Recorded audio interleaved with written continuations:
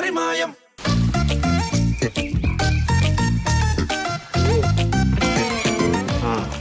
എന്തൊരു മഴയാണല്ലേ? അല്ലടോ, കാലാവസ്ഥക്കാര് പറഞ്ഞേക്കണ വരൾച്ചയെന്നാണല്ലേ. കാലാവസ്ഥക്കാർക്ക് അവസ്ഥ നമുക്കറിയില്ല.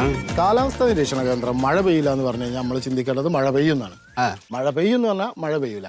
പിന്നെ ഈ കാലാവസ്ഥ അറിയാൻ അവിടെ നിരീക്ഷണ കേന്ദ്രത്തിലൊന്നും പോണ്ട. നമ്മൾ മുറ്റത്തിറങ്ങിയത് ഇങ്ങനെ നോക്കി കഴിഞ്ഞാണ്ടല്ലോ, മഴക്കാറുണ്ടെങ്കിൽ മഴ പെയ്യും, ഇല്ലെങ്കിൽ മഴ പെയ്യില്ല. അത്രയേ ഉള്ളൂ സംഭവം. പക്ഷെ ഇതൊരു ന്യായ മഴയുണ്ടോ?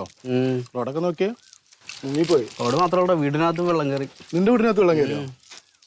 അങ്ങനെ അവസ്ഥ കേട്ടോ. അതിങ്ങനെ 2 ദിവസം തുറന്നാലേ വെള്ളം കയറി ഒഴിപ്പായിരുന്നു എനിക്ക്. അതാ പണിയായിരിക്കുമല്ലോ. അല്ല പണി നീക്കാറില്ലേ ഇപ്പൊ? എവിടെ പോണ്ട? നമ്മളെ രാഘവട്ടിന് പോയതിനും പോലീസ് പിടിച്ചത്. എന്തിന്? അവരതാ കാട്ടുപന്നി അടിച്ചു വന്നോലു. ഇപ്പൊ അവരിപ്പോ പോലീസിന്റെ അവിടെ വാ. അപ്പൊ കാട്ടുപന്നി എല്ലാം ഉണ്ട് അവിടെ. അപ്പൊ പന്നിനെ കൊന്ന കേസാ? പിന്നെ കേസാണ്, നിങ്ങൾക്ക് അറിഞ്ഞൂടാ കേസാണ്.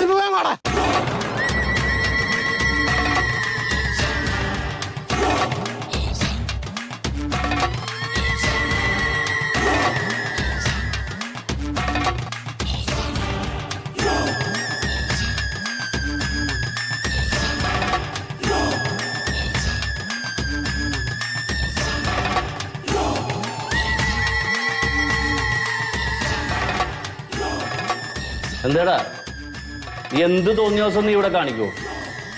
ഈ നാട്ടിലൊരു നീതി നിയമമൊന്നുമില്ലേ? നേരെ നോക്കടാ, നിന്നെ ഉപദ്രവിക്കണ എല്ലാവരെയും നീ അങ്ങോട്ട് കൊല്ലുവോ? മെമ്പർ പറഞ്ഞിട്ടാ കൊന്ന്. മെമ്പർ പറഞ്ഞിട്ടാ കൊന്ന്. മെമ്പർ പറഞ്ഞാൽ നീ ഇയാളെ കൊല്ലുവോ? അയാള് പന്നിയല്ലല്ലോ. അയാൾ പന്നിയല്ലല്ലോ, മനുഷ്യനല്ലേ.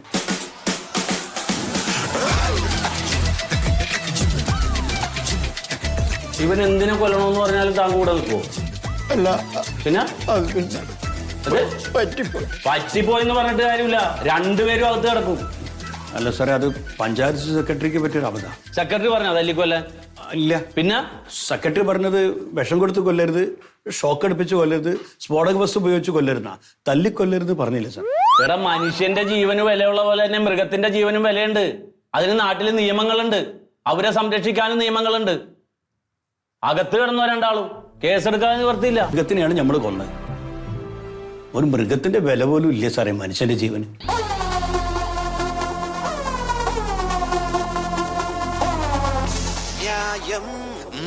മായം